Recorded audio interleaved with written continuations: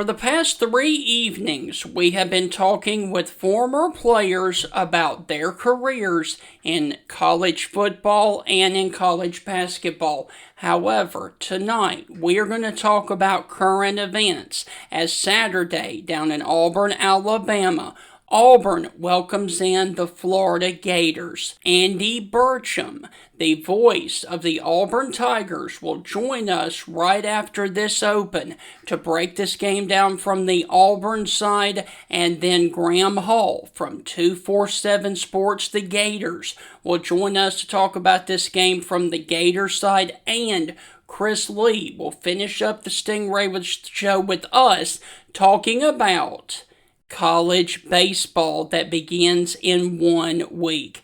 Guys, we've got a lot to cover on this edition of the Stingray Show, so let's get things rocking and rolling. Hi, this is Tim Brando with a reminder. Those of you on Tide 100.9, look out. You're about to feel the buzz of Stingray. This is Stephen Ray, a.k.a. Stingray, coming to you live from Tuscaloosa, Alabama. I'm Heath Hopkins. I'm here in DeSoto County, Mississippi, right outside of Memphis, Tennessee. You know, Mark, I'm going to put you on the spot. Do you feel that responsibility to pay it forward and give some kid a chance coming up in the ranks, kind of like Tony did for you? Why do you think I'm talking to Stingray tonight? Thank you, man. I appreciate that. No, I mean, look, no. Hey, Stingray, here's the deal. When you get involved with Texas, it's like getting married to a stripper. and let me explain this. It looks good. It's kind of sexy on the surface. Yeah. But then you get the baggage, you get the drama, you get all that eventually comes with it. And that's what you get with Texas, and that's what the Big 12 learned. And Heath, any thoughts on our show moving forward? Hey, to everyone in Tuscaloosa listening here on Tide 100.9, with the Stingray Show, if you don't like it, you better learn to love it, because it's the best show going today, baby. Woo!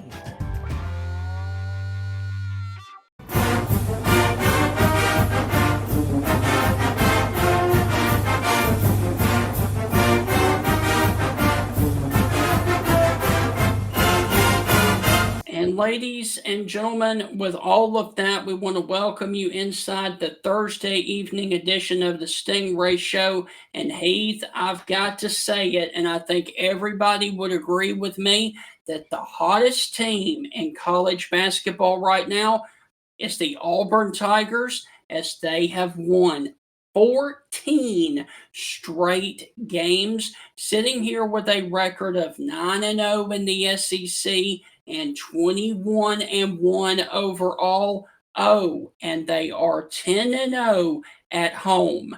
This is a red-hot Auburn basketball team. So to dive into all things Auburn, including this basketball game, we're about to be joined by the voice of the Auburn Tigers.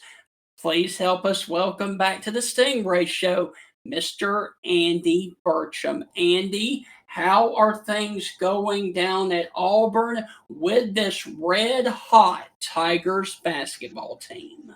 Well, it's been a special year so far. Let's put it that way. And what Auburn has done in its last 2 games of over 90 points against Ole Miss last weekend in Oxford, and then 98 against Oklahoma on Tuesday. This team's playing pretty well. Now, I think it gets to the toughest part of the conference schedule for Auburn. Starting with Florida on Saturday, which is the number 6 team in the country. Auburn follows that by going to Vanderbilt next Tuesday. Vanderbilt has been nearly unbeatable at home. They already have wins against both Kentucky and Tennessee in Nashville. And that has just been a traditionally tough place for Auburn to play forever.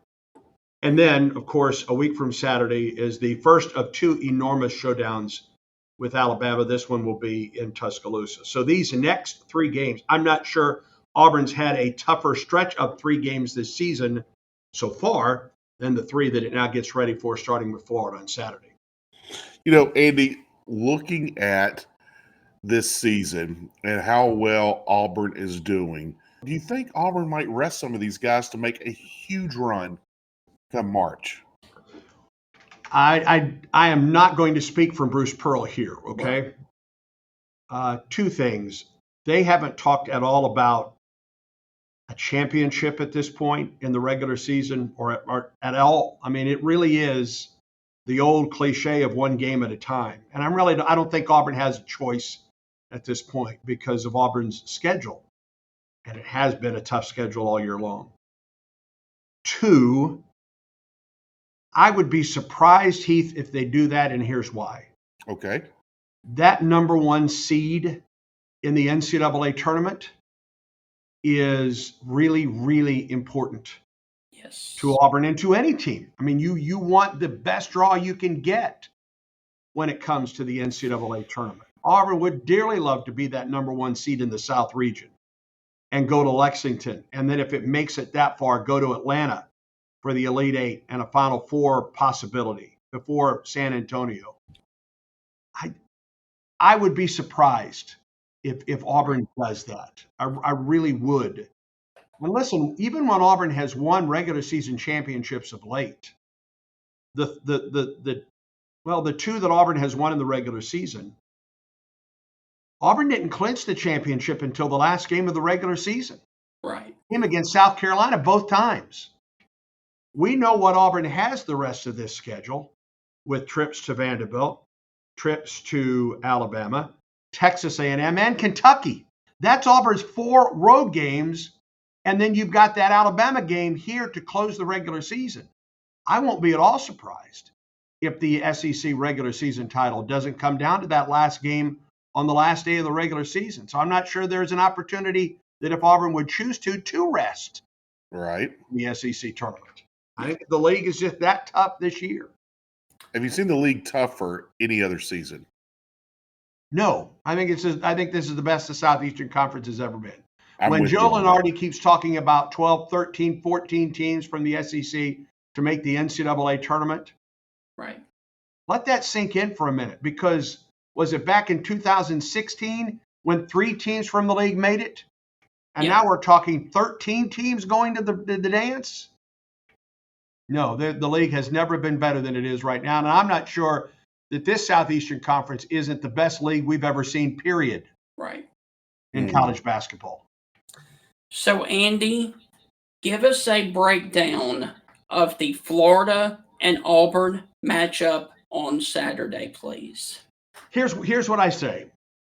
Florida plays a brand of basketball that is very similar to Auburn. Yeah. They're extraordinary offensively. They average 83.4 points a game. They're holding opponents to just under 66 points a game. All right. Auburn is averaging over 85 points a game and holding opponents to just under 67 points per game. So both of these teams excel at both ends of the floor. Florida is big with Chidalou and Condon on the inside at 6'10 and 6'11. Auburn is big on the inside with Janai Broom at 6'10 and Dylan Cardwell at 6'11. Both of these teams like to play a physical brand of basketball at both ends of the floor. It's the first thing that Bruce Pearl talked about in his postgame Tuesday night, talking about Florida, is that they're going to come in and they're going to try to beat up Auburn. And they did a year ago in Gainesville, guys. Auburn was no more manhandled in any game a year ago than it was by Florida in Gainesville last season. And that is still in the craw, I think, even though Auburn beat Florida to win the SEC tournament a year ago. Todd Golden played for Bruce Pearl when Bruce Pearl took the Maccabi Games team to Israel. Todd Golden was his point guard. Todd Golden and Stephen Pearl are like brothers. They're very, very close. And of course, Todd Golden was on Bruce Pearl's staff early in BP's tenure at Auburn. And then, of course, went on, became the head coach in San Francisco and now at Florida. So there's a great deal of love between this coaching staff and Todd Golden, and respect. Yes. So and here's another factor about this one, guys. Auburn played at 8:00 Tuesday night against Oklahoma. That game ended, it was a 2.5-hour game. The game ended about 10:30. 10 minutes after that game ended, there were already Auburn students camping out for this game Saturday. That's what I was about to ask you, is where are the students at for these home games, and how early are they camping out for these games? Well, as this show airs, they're probably back in their tents. I hope they went to class today, and I hope they go to class tomorrow. Yeah. But there are tents all over the north side of Neville Arena. And that's just the Auburn students trying to get in. Look at the secondary market. I haven't looked today at what SeatGeek is selling this game for. But for example, the Auburn Tennessee game, the lower bowl in the scholarship section, there were 2 tickets, and you had to buy both that were going for $1,500 a pop. Ooh. So good luck. I got my pass for Saturday. Andy, are you ready to have your mind blown? I don't know, Stephen. It depends on how you're going to blow my mind here. Behind the Auburn bench, row 2, section A, 2 tickets left on Ticketmaster, $2,176. Listen, guys, when Bruce Pearl got here, you could walk up day of to Neville Arena. Of course, that time it was Auburn Arena, and buy a ticket and probably buy it for bottom dollar. It was easy to do. And now it's easier to find tickets to Auburn road games than it is for Auburn home games. Wow. And that's the case. It's easier to find a ticket for an Auburn road game anywhere in the Southeastern Conference than it is if you don't have your ticket already for an Auburn basketball game. This will be the 66th consecutive sellout on Saturday. 66 consecutive sellouts. 4 SEC championships under Bruce Pearl, 2 in the regular season, 2 at the SEC tournament, and a trip to the Final Four. Guys, there is no better basketball being played than in the Southeastern Conference. And you take that one step further. There's no better basketball, college basketball, Division II or Division I that's being played than in the state of Alabama right now. I mean, all up and down this state. There is no better college basketball than is being played right now in the state of Alabama. I agree with that. Absolutely. So, Andy, look, go and enjoy calling all of the Auburn stuff that you have to do because you are the voice of Auburn. Good luck and all of the madness Saturday at 3 p.m. between Auburn and Florida. And we will definitely catch up with you later on this season to continue to talk about the Auburn Tigers. My pleasure, guys. Have a great day. War Eagle. Yes, sir. War Eagle, man. Go get those Gators. Thank you, man. Have fun, Andy. All right. Make lots of memories, brother. All right, guys. You take care. Thank you. All right. So, Heath, that is going to wrap up the Auburn side of this matchup. And Graham Hall of 247 Sports Gators will join us later on in the show. But when we come back, Heath and I are going to discuss the National Signing Day yesterday for high school recruits and talk about how the transfer portal is completely destroying the recruiting aspect from the high school side. That's on the other side of the break. You're listening to the Stingray Show. We will be right back. Super Bowl 59 is fastly approaching on February the 9th, and what goes well with the Super Bowl? Chicken wings. And let me tell you about the wing deal that the Coker Market has for the Super Bowl. You can get smoked wings by the dozen, that is 12 smoked wings for $16.99. Now your choice of dressing includes buffalo, Jamaican jerk, Japanese barbecue, white barbecue, or lemon pepper. That is smoked wings by the dozen for $16.99 at the Coker Market, located on County Road 140 in Coker, Alabama.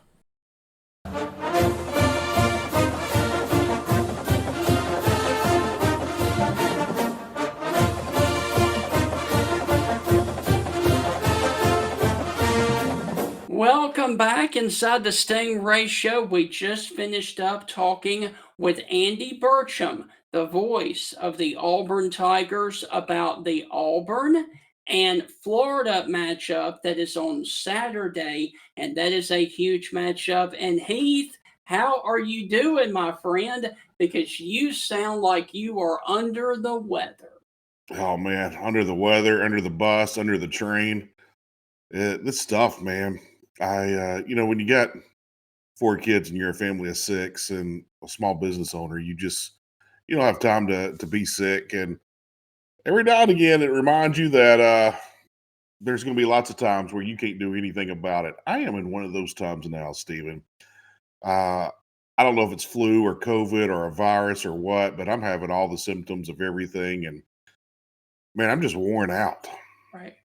So, Heath, let's start by talking about National Signing Day yesterday for all of the high school recruits. Now, 3, 4 years ago, that was a very, very big deal across the nation. You heard, and that's all everybody talked about on that day. I hardly heard anything about it yesterday on social media, on TV, anything. And the reason for that is because of this transfer portal issue. It's more convenient for college coaches to go and pluck a kid out of the transfer portal than it is to actually spend time working with a kid to get them up to speed on the high school to college ranks.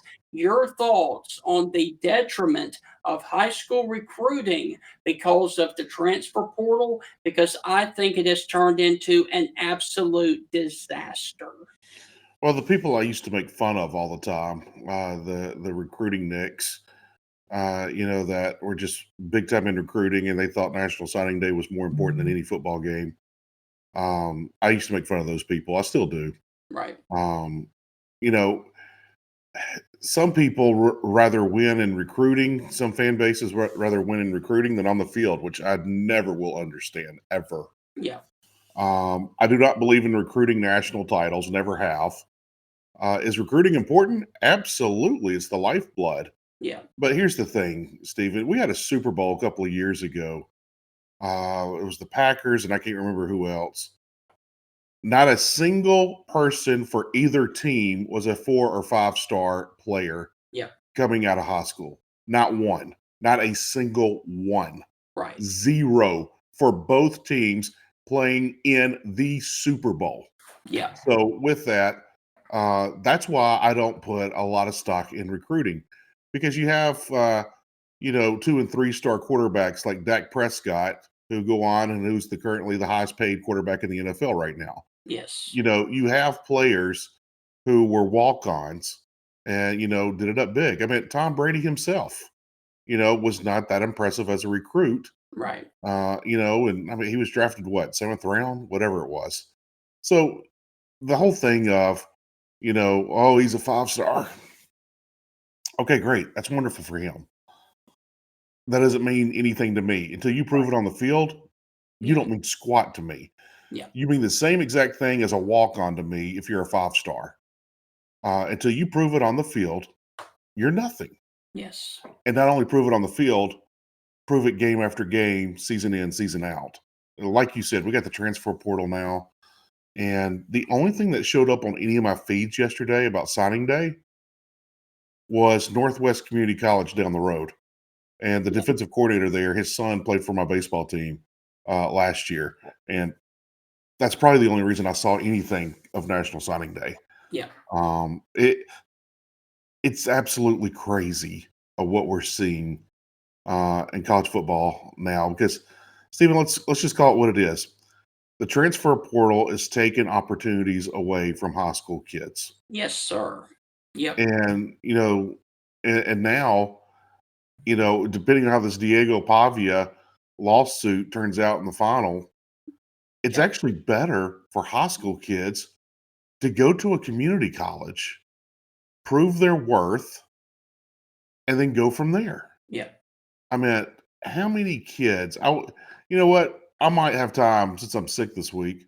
I might have time to look at some this. I wonder to see how many high school kids each SEC team signed. Mhm. I want to see how many, because I guarantee you it's not what it used to be. Right.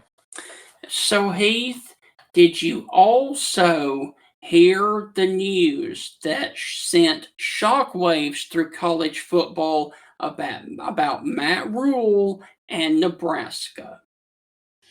Yeah, I heard a little bit about it. I haven't followed the story. Anything exciting break on it recently? They are trying and thinking about canceling their spring game this spring because the transfer portal opens back up in May, and Matt Rule does not want anybody or any of his players to be tampered with them looking at the spring game and then going, oh, that guy's pretty talented. Let's bring him to our place. And Billy Napier was asked about that yesterday, and he said, well, that puts you in a tough situation. Do you want your players tampered with, or do you want to piss off the fan base who likes the spring games? So it is a lose-lose no matter which one you pick. Well, I'll throw this out at you and you'll understand this. Have you ever seen springtime in Lincoln, Nebraska? It's usually not very springy like. Right. Yeah. If you want to push it back later, I understand. Look, the NCAA has to really get on this and get arms around it. Yeah.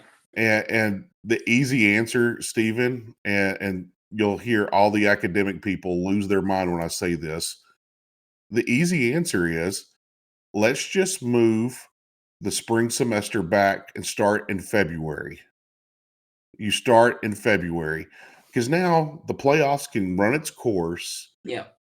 Players can transfer. They're not missing classes, this and that.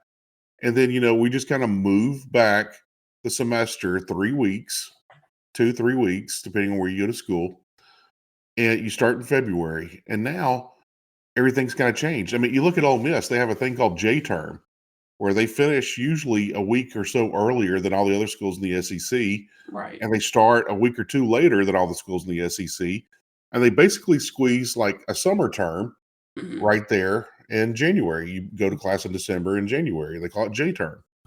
So I think that's kind of the way to go. Ole Miss might be the guinea pig on this. Let all the schools enter J-term. You can, you don't have to go to that term if you don't want to, or you can squeeze in a class or two and go from there. I mean, Stephen, what's going on now? There has to be a massive overhaul. Yes. Because I am with the players on this. I don't agree with it. I think it's idiotic for the players, but I do agree. Stephen, if you're a student, well, let's take Jimmy Buffett, for example. Jimmy Buffett transferred to almost every college in the Southeast. I mean, he was at Auburn, he was at Southern Miss, he was at South Alabama. He was, I think he went a little bit everywhere for a semester. Yeah. And, he finally graduated from Southern Miss. But as a student, he had that right to go to any school he wanted to. And he was going to a new school every semester. Right. And so these players have that same right. Do I agree with it? No. Does it hurt them eligibility-wise on the field? Yes. But they do have that right to transfer anywhere they want to go. So with that, I think we tie this together. We bring in the J term, and these players have got to figure it out. But Stephen, just like in the NFL, I think the NIL deals need to start turning into seasons. You're not signing an NIL deal for a semester. You're not signing an NIL deal for a year. You're signing an NIL deal for 2 years, 3 years, 4 years. Can you renegotiate it? You can put clauses in there that if you do a certain amount or you take percentage of snaps, say if you're a quarterback and they're like, hey, I took 80% of the snaps, I'm clearly the starter, that you get a boost in pay. I'm fine with that. But dude, it's maddening. It's a mess. It's ruined a lot of things. Yeah. But there could be something better on the back end. And someone with some leadership, someone with some, gump has to get in there and just say no, shut up, sit down, hear the rules, take it. I don't care what you think. That's the kind of leader we kind of need right now. And the NCAA is never going to have that. So, Heath, go and try to get better, my friend. And when I come back, I'm going to be joined by Graham Hall of 247 Sports Florida and then Chris Lee of Southeastern 16. That's on the other side of the break. You're listening to the Stingray Show. The next two segments, we dive into college basketball and into college baseball right after this. Are you looking for a place of business where they focus on customer service as their number one priority? Residents of Tuscaloosa have depended on this butcher shop since 1999. I'm talking about South's Finest Meats right here in Tuscaloosa. They offer fresh beef, turkey, and chicken, as well as their specialty meats, which are favorites like pig's feet, pigtails, and chitlins. You can find South's Finest Meats at 3201 10th Avenue right there in Tuscaloosa. Go by South's Finest Meats today, where you can expect to be treated like an MVP only at South's Finest Meats.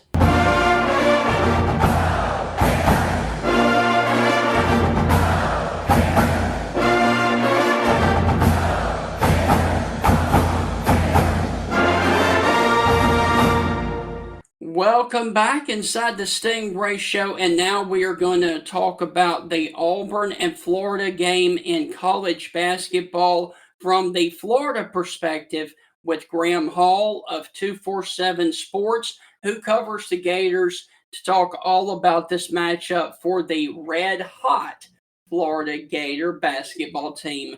Graham, how are things with you in Gainesville? I can't complain, man. It's a great time of year where basketball is nearing the tail end of the season. It's getting really exciting here, where we're going to figure out how many of these SEC teams, could be 12, 13, end up making the NCAA tournament. And Florida is certainly one of those teams that's firmly in the mix there. And not only that, but they have a chance to get either a 2 or potentially a number 1 seed if they can pick up one of these critical road wins that they got coming up, starting with Saturday's game at Auburn. So I've got to ask you, Graham, how surprised are you when you look back at the preseason that Florida is this good this season? I think overall, I'm not too surprised. I think that it's impressive what they've been able to do. You know, the transfer portal allows you to elevate your team, or if you miss out on a transfer and mess up an evaluation, remember, you only got like 48 hours to get around these guys and figure out how they're going to mesh with your current team. And you can watch as much film as possible, but you know, the personalities, you never know if they're going to gel well, or if you're going to bring someone into your locker room who's going to end up just not being a good fit, or someone who's going to elevate you. And Florida, from a transfer perspective, looks like they hit on all their additions here, getting Sam Alexis from Chattanooga, a guy who has really improved, a Florida native who defensively, and his offensive game is expanding, but defensively, he just affects shots at a high rate, moves well for his size. Elijah Martin has been a fantastic defender. He's one of the top shooting guards in the nation, coming off some atypical performances for him, but I think that he's someone that you can expect that on any given night, he'd give you 20 points or more, and he's going to lock down the opposing team's top scorer more often than not. And then, you know, Ruben Chinyelu, a sophomore that they added from Washington State, someone that they wanted as a recruit coming out here, you know, stepping into a starting role in his first season of college basketball, has been just excellent. You know, maybe leaves a little bit to be desired offensively, but he makes up for that from how much he affects shots and how much he just clogs the paint on defense. So you look at those guys that they have added to this team, it has really elevated them. I think if anything is surprising me about this team, it's just how good of a rebounding team they are. Because last season, you know, they lose Micah Handlogton, one of the top rebounders in the country, top 10 in numerous metrics, one of the top offensive rebounders, affects shots at a high rate. You know, he's 7'1", and you miss a guy like that, you wonder if you're going to be able to maintain your impressive form on the glass. But Florida has been one of the nation's best defensive rebounding teams and offensive rebounding teams. They ranked number 1 in rebounding margin for a while. They were, I think, second in offensive rebounding for a while, have dipped a little bit after their recent performances. But to be that good on the glass after losing your starting 5 from a year ago is really, really impressive. This is a really good team. It's hard to find deficiencies for them. They're like any team where they could go cold on a given night, which is what happened to them at Tennessee last week. But otherwise, it's hard to find fault with this team. So Florida currently is 6-3 in the conference and 19-3 overall. Before we dive into the Auburn game, Florida has remaining in big games. Florida at Auburn, Florida at Mississippi State, Texas A&M at Florida, Florida at Alabama, and then Ole Miss at Florida.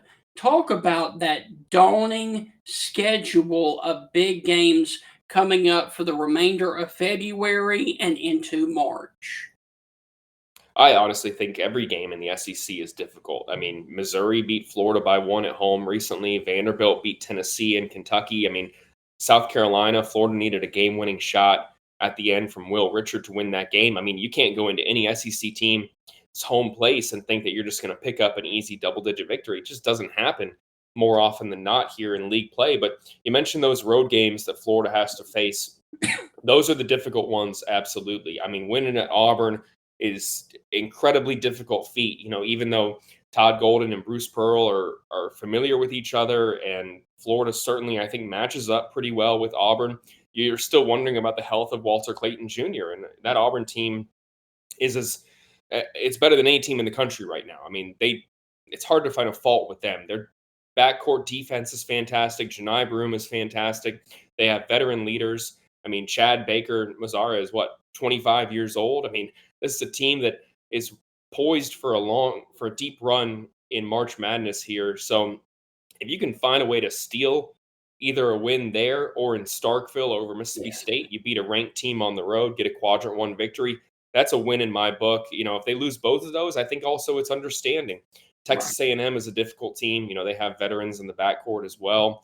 Buzz Williams does a fantastic job. You're going to face them on your home court, but definitely going to be a tough matchup. You know, going to Alabama, look at those games from last year when Florida and Alabama played. I mean, those are around 100 points every single one of those games. So you can't have a cold shooting night and expect to beat that team. They are extremely good. And then you look at some of the other games that Florida has to play here the rest of the way. Again, like I said, there are no really easy games. So sitting at 19-3 right now, they've already matched their regular season win total from a year ago. Even if they go 500 the rest of the way, this is a team that's going to be in contention for a number 2 or a number 3 seed. But if they can get some of those road wins, either at Mississippi State or at Auburn or at Alabama, you pick up 2 of those here, you're talking about a potential number 1 seed in the NCAA tournament here. And we'll see what happens in the SEC tournament, although I'm kind of the mind that the committee doesn't pay as much attention to the SEC tournament as they should. Maybe this is the year that they're actually going to factor in which team makes a deep run, but I think they've already got those brackets made up a little bit here. If I'm Florida and I get to the SEC tournament and, you know, have a tough matchup in front of me, I think it would be kind of wise to rest my starters in a sense here. Start playing some of those young guys 40 minutes to get them a little bit more run in the NCAA tournament. Go back to what happened to Micah Hanlogton last year. The worst thing that could happen to a Florida team or an Auburn team or Alabama or any of these teams that are vying for a deep run in March Madness, if you lose a starter for injury in March and into April, that is going to kill you more than losing a game in the SEC tournament in my mind. So I think that there are going to be some teams here who look at the conference tournament and say the risk is not worth the potential reward. We have to avoid the risk and live to fight another day here. So, Graham, briefly, Florida walks into number 1 Auburn on the road and beats Auburn if what? Well, if Florida keeps Janai Broom in check, if Florida's backcourt, which was so effective to start the season here, has really been good in January, but you kind of have been missing a game where all 3 of those guys go off. You know, a couple of weeks back, there was a game where they combined for, 2 of those guys combined for 41 points, 10 rebounds, and 7 assists. You need Elijah Martin, Will Richard, and Walter Clayton to all be firing on all cylinders to beat this team. And with Walter Clayton potentially coming back from injury on Saturday, it's a question of whether they're going to be able to do that. You know, in the second half the other night against Vanderbilt, what Elijah Martin and Will Richard were able to do, combining for 24 points and were really effective against the Commodores all in the second half.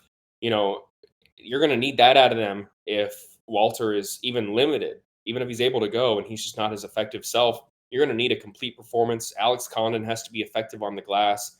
They got to find a way to win the rebounding battle or keep it really, really close. They have to get out in transition. I mean, it's a laundry list of things that Florida's going to have to do to beat this team. And that's the case for any team looking to beat Auburn, especially in their, on their hardwood, man. I mean, this is a team that it's hard to find an issue with them right now. You really got to nitpick a little bit to find an issue with this Auburn team. But on any given night, they can go cold and you can take advantage. So for Florida, they're going to have to hope that they get a incomplete Auburn performance here. And they also have one of their better games in recent weeks here. So, Graham, look, man, as always, thank you for taking time to join us. Go and enjoy covering Florida on this historic, incredible run that they are on. And we will definitely catch up with you later on down the line to continue to talk about the Florida Gators as they move and try to become the top team in the SEC in college basketball.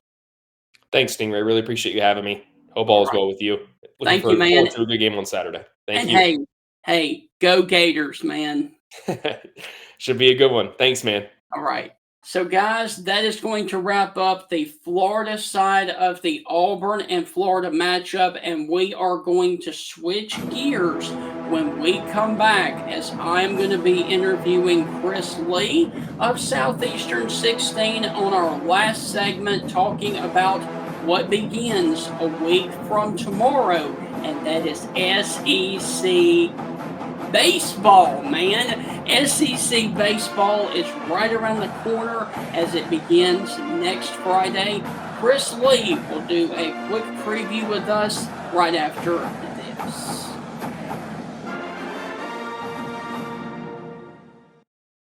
Super Bowl 59 is fastly approaching on February the 9th, and what goes well with the Super Bowl? Chicken wings. And let me tell you about the wing deal that the Coker Market has for the Super Bowl. You can get smoked wings by the dozen, that is 12 smoked wings for $16.99. Now your choice of dressing includes buffalo, Jamaican jerk, Japanese barbecue, white barbecue, or lemon pepper. That is smoked wings by the dozen for $16.99 at the Coker Market, located on County Road 140 in Coker, Alabama.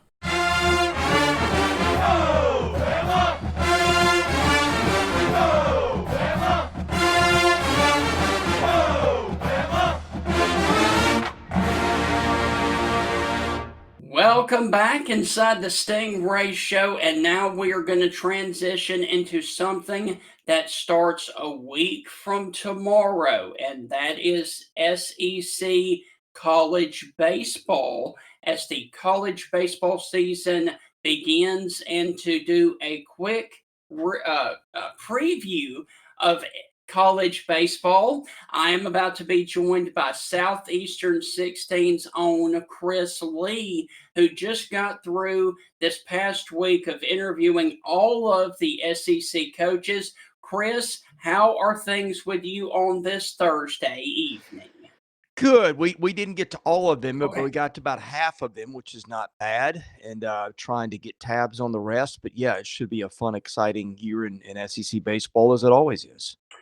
So, Chris, through the ones that you have already interviewed, what is your biggest takeaways so far from the coaches entering college baseball that starts next Friday?